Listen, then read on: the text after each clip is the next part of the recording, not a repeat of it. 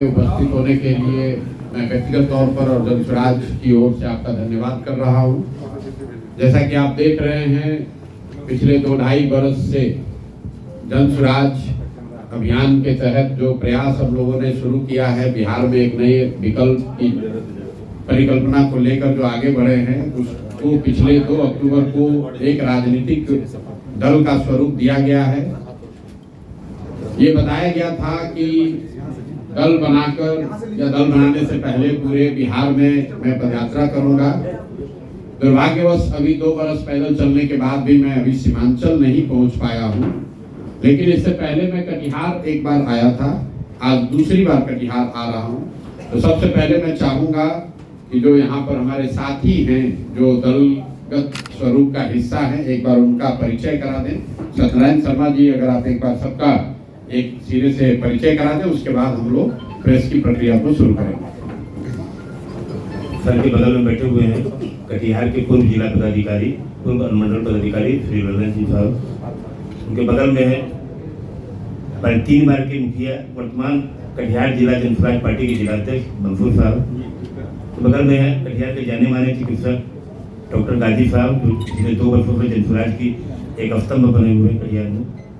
उनके बगल में है प्रभाकर कुमार प्रभार, जो कि हमारे जन स्वराज पार्टी के युवा नेता हैं, बहुत सक्रिय भी रहते हैं। इधर हम लोग के बगल में है डॉक्टर गौतम साहब, जो कि लंदन से आके कटिहार की जन स्वराज की सेवा करने के लिए बिहार आए हैं और कटिहार में काफी सक्रिय भी है। उनके बगल में है श्री सीमा पुर्वे जी, जो प्रदेश महिला जन स्वराज की महासचिव भी हैं और काफी सक्रिय रहती है। उधर हमारे युवा नेता हर्ष अग्रवाल जी हैं, जो बहुत कम दिन पहले ही पार्टी की कमान संभाले थे और आज उनका कार्य करने का तरीका और दमखम भी नजर आया कि बहुत अच्छा कार्य उन्होंने किया है, देखने में बहुत अच्छा लगा। तो सभी साथियों का मंच पर स्वागत है। आपका परिचय इसलिए भी कराया हम लोगों ने कि आप सभी साथियों में से पत्रकार बंधुओं को अगर कोई सवाल इनसे भी पूछना हो तो आप इनसे ही सवाल पूछे। सारे सवालों का जवाब मेरे पास हो ये जरूरी नहीं है। बहुत सारी ऐसी बात है जो ये लोग हमसे बेहतर उसका जवाब दे सकते हैं। तो प्रेस की प्रक्रिया को शुरू करने से पहले मैं आपको जन स्वराज के उद्देश्य को फिर से एक बार दोहरा देता हूँ। इस दल को बनाने के पीछे जो मंशा है, जो उद्देश्य है, वो ये है कि पिछले 30-35 साल से बिहार में राजनीतिक विकल्प न होने की वजह से जो लालू जी के डर से भाजपा को और भाजपा के डर से लालू जी को वोट देने की परंपरा चली आ रही है, उस राजनीतिक बंधुआ मजदूरी से लोगों को निकालने के लिए बिहार में भी शिक्षा, पलायन, विकास की राजनीति की शुरुआत करने के लिए लोगों के सामने एक बेहतर और ईमानदार विकल्प देने के नियत से जो प्रयास 2-2.5 वर्ष पहले शुरू किया गया, अब उसका दलगत स्वरूप है।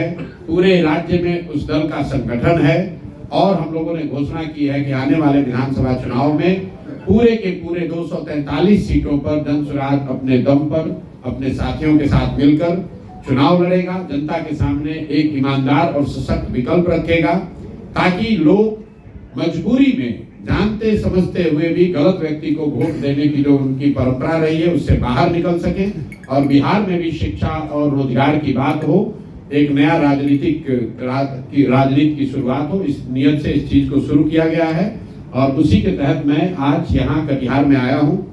बनिहारी में मेरी सभा है। कल हम लोग पूर्णिया और अररिया में थे। बनमनखी में मेरी एक सभा थी, अररिया में इफ्तार था और उसके बाद पूर्णिया शहर में प्रबुद्ध लोगों के साथ एक बैठक थी।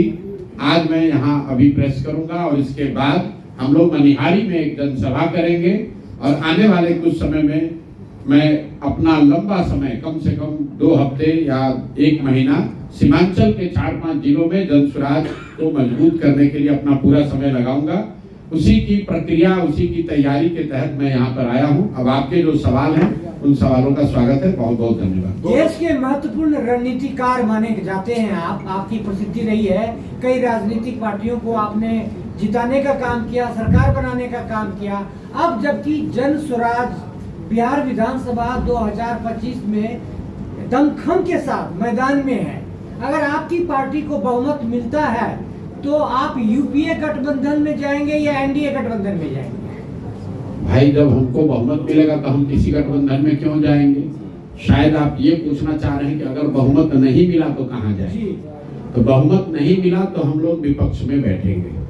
हम लोग सवाल ही नहीं है, न चुनाव से पहले न चुनाव के बाद, न 2025 में न 2029 में, जब तक इस दल के कर्ता धर्ता के तौर पर मेरी भूमिका है तब तक किसी भी तरह का कोई गठजोड़, कोई गठबंधन नहीं हो सकता है।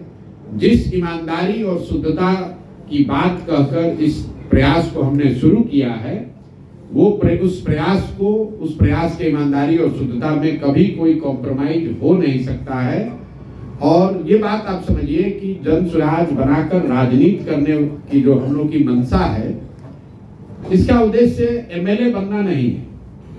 हम लोग जितने लोग यहाँ जुड़े हुए हैं जन स्वराज में, बहुत सारे लोग वो सिर्फ इसलिए नहीं जुड़े हैं कि जन स्वराज में आ जाएं और एमएलए बन जाएं, मंत्री बन जाएं। इसमें बहुतेरे लोग ऐसे हैं जिन्होंने जीवन में बहुत कुछ हासिल किया है। जो मंत्री और विधायक हासिल कर सकते हैं उससे बहुत ज्यादा जीवन में हासिल भगवान की दया से किया हुआ है। हम लोग आकर वापस इसलिए यहाँ ये शुरू किए हैं कि बिहार में एक नई राजनीतिक व्यवस्था को बनाया जाए, बिहार की मिट्टी का कर्ज है उसको अदा किया जाए। मंत्री और विधायक बनना हमारा उद्देश्य नहीं है। बिहार में व्यवस्था परिवर्तन हो, बिहार भी अन्य राज्यों की तरह विकास के रास्ते पर चले। अगर उस उद्देश्य से राजनीति शुरू किए हैं तो ये हमारे लिए महत्व का विषय नहीं है कि कितना सीट जीत कर आएंगे। जरूर अपनी ओर से सारा प्रयास, सारी ताकत लगाई जाएगी। जनता को अगर बात समझ में आए, जनता ने आशीर्वाद दिया तो जो जन स्वराज की परिकल्पना है उसके आधार पर नई व्यवस्था का निर्माण होते आप देखेंगे बिहार में।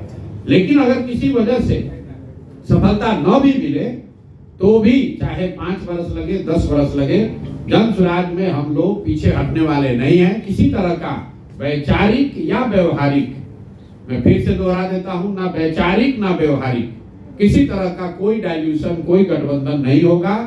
शुद्धता और ईमानदारी इसकी मूलधन हम लोग का वही है और उसको हम लोग खोकर आगे राजनीति नहीं करना चाहते हैं। इसलिए जन स्वराज अपने दम पर ही चुनाव लड़ेगा, अपने विचार, अपने प्रयास के आधार पर चुनाव लड़ेगा। और हम लोग को विश्वास है कि बिहार की जनता जो 30-35 साल से विकल्प ढूंढ रही थी, उसको जन स्वराज में वो नया विकल्प दिखेगा। सर, नीतीश कुमार ने फिर बोला है कि आप पलटी नहीं मारेंगे और अमित शाह भी आ रहे हैं आज, तो क्या कहना चाहेंगे इस पे आप? तो नीतीश कुमार पलटी नहीं मारेंगे ये कोई नया बयान तो है नहीं। तो हर 6 महीना पर ये बयान देते हैं और फिर पलट जाते हैं, फिर कहते हैं कि नहीं पलटेंगे। नीतीश कुमार पलटी मार है ये खबर नहीं है। खबर ये है या विचार योग्य बात ये है कि क्या नीतीश कुमार अकेले पलटी मार हैं कि राजद और भाजपा वाले भी बिहार में पलटी मार हैं? नीतीश कुमार पलटी इसलिए मार पा रहे हैं क्योंकि दूसरे दल भी उनके साथ पलटी मारने को तैयार है। आपको याद होगा जब पिछली बार नीतीश कुमार महागठबंधन में गए थे तो जिस अमित शाह की आप बात कर रहे हैं, यही अमित शाह आकर कहे थे कि नीतीश कुमार के लिए अब दरवाजे बंद हैं। तो जो मजाक में लोग कहते हैं कि अमित शाह दरवाजा तो बंद किए थे, शायद चिटकिनी लगाना भूल गए थे, फिर नीतीश कुमार के साथ गलबैया कर रहे हैं। जो तेजस्वी यादव चिल्लाकर 2 साल तक नीतीश कुमार को पलटू चाचा कह रहे थे, जब नीतीश कुमार पलटकर उनके पास गए तो उनको फिर वो विकास पुरुष बताने लगे। तो ये पलटी मार राजनीति से बिहार का जो नुकसान हुआ है उससे निकलने का एकमात्र तरीका है जन स्वराज। और अमित शाह बिहार आ रहे हैं ये कोई खबर थोड़ी ना है। अब खबर ये है कि आगे चुनाव है नवंबर में, तो अभी से लेकर नवंबर तक अमित शाह और मोदी जी को बिहार ही दिखेगा। बिहार की चिंता सताएगी, सारे केंद्र की योजनाओं की घोषणा बिहार से होगी। बिहार में विक्रमशिला और नालंदा भी कभी था, इसकी चर्चा होगी। बिहार के गौरवशाली इतिहास की चर्चा लोग करेंगे, लेकिन ये नहीं बताएंगे कि पिछले 14-15 साल में दिल्ली में रहते हुए आपने बिहार के लोगों के पढ़ाई के लिए, रोजगार के लिए क्या किया। ये नहीं बताएंगे कि सूरत में, गुजरात में जो 5 लाख बच्चे बिहार के मजदूरी कर रहे हैं वो कब आकर बिहार में अपने लिए रोजी रोजगार ढूंढ पाएंगे। तो ये कोई नई बात नहीं है। जहाँ ये पिछले 10 साल से हम लोग देख रहे हैं, मोदी शाह जहां चुनाव होता है वहीं पर ये लोग कैंप करते हैं, वहीं पर आते हैं। अब जैसे बिहार में चुनाव खत्म होगा इनको बंगाल और तमिलनाडु दिखने लगेगा। फिर चुनाव खत्म होने के बाद मोदी जी नहीं दिखेंगे, लेकिन अभी चुनाव है तो मोदी जी और साथ उनको यही दिखना है, बिहार ही आना, इसमें नहीं बात क्या है। सर एक सवाल है कि बीजेपी को लेकर जदयू गठबंधन और कांग्रेस आरजेडी गठबंधन दोनों में से किसी एक को चुनना हो तो आप किसे चुनेंगे? किसी को नहीं चुनेंगे। मैंने आपको बता दिया कि भाई बिहार में 243 सीट है, हम लोग 243 सीट लड़ रहे हैं, तो आप बताइए कि किसके साथ गठबंधन हो सकता है? सीट तो बढ़ नहीं सकता है। तो जब हम सीट छोड़ने को तैयार ही नहीं है तो कैसे गठबंधन होगा? आपने कहा चुनाव के बाद क्या कीजिएगा, तो चुनाव के बाद हमारा पूरा विश्वास है कि जन स्वराज को अपने दम पर बहुमत मिलेगा। आप कहिएगा नहीं मिलेगा, मैं कह रहा हूं अगर नहीं भी मिलेगा तो विपक्ष में बैठेंगे, क्या दिक्कत है? हमें हड़बड़ी नहीं है, हमें कोई घबराहट नहीं है, तो आपको क्यों घबराहट है? हम 2-2.5 बरस से पैदल चल रहे हैं, लोग आकर यही कहते हैं कि भैया आपसे बहुत उम्मीद है, आप पर भरोसा है। अगर उस भरोसे उस उम्मीद को हम तोड़ देंगे तो जन स्वराज के पास, प्रशांत किशोर के पास बचेगा क्या? सर आपके बारे में लोग कहा जाता है कि जन स्वराज को बहुत फंडिंग होती है, बहुत सारी बातें राजनीतिक पार्टियों ने उठाया, तो अगर फंडिंग हो रही है तो वो फंडिंग के बारे में थोड़ा पारदर्शिता उस पर बताएं। दूसरा ये कि क्या यही वजह है कि आपके यहाँ ईडी सीबीआई का रेट नहीं हो रहा है, इसीलिए विपक्षी पार्टियां कहती है कि आप भाजपा की बी टीम है? पहली बात जो आपने दूसरा सवाल पूछा कि सोनिया गांधी पर ईडी सीबीआई का रेड हुआ है, क्या सोनिया गांधी पर ईडी सीबीआई का रेड हुआ है? नहीं, कांग्रेस के और लोग मेरी बात सुन लो भाई। आपका अगर तर्क ये है कि जिस पर भी ईडी सीबीआई का रेड न हो वो भाजपा का बी टीम है, तब तो सोनिया गांधी पर भी ईडी सीबीआई का रेड नहीं हुआ है, प्रियंका गांधी, राहुल गांधी के घर पर भी छापा नहीं पड़ा है, तो क्या भाजपा की बी टीम है? भाजपा की बी टीम है, ये कौन कह रहा है? ये राजद वाले कह रहे हैं। स्वाभाविक है, उनका वोट खिसक रहा है। जो मुसलमानों को भाजपा का डर दिखाकर पिछले 30-35 साल से राजद वाले उनका शोषण कर रहे हैं, अब उनको ये डर सता रहा है कि हमारे लालटेन में जिन मुसलमानों की खून पसीने को किरासन तेल बनाकर आप जला रहे हैं, अपने घर में रोशनी कर रहे हैं, वो मुसलमानों को, उन साथियों को आज एक नया विकल्प जन स्वराज में मिल गया। मैं ये नहीं कह रहा हूं कि सारा मुसलमान जन स्वराज में आ गया है, लेकिन मुसलमानों के सामने एक विकल्प, एक रास्ता खुल गया है। अब इसको रोकने के लिए राजद के पास कुछ कहने के लिए है नहीं। राजद के लोग ये तो कह नहीं सकते हैं कि हम लोगों ने मुसलमानों के लिए, विकास के लिए क्या किया।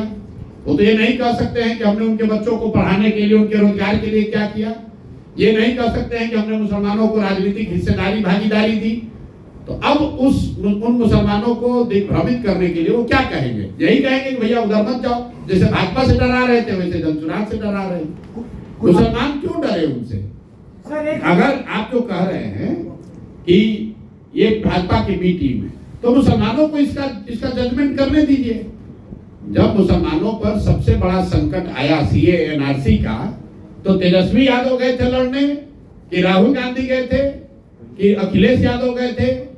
कौन गया था? सीए एनआरसी की लड़ाई इसी प्रशांत किशोर ने ममता बनर्जी के साथ मिलकर बंगाल में लड़ी थी। और जिस नीतीश कुमार की आप बात कर रहे हैं, ये सीए एनआरसी कानून बनाने के पक्ष में इस आदमी ने वोट किया था।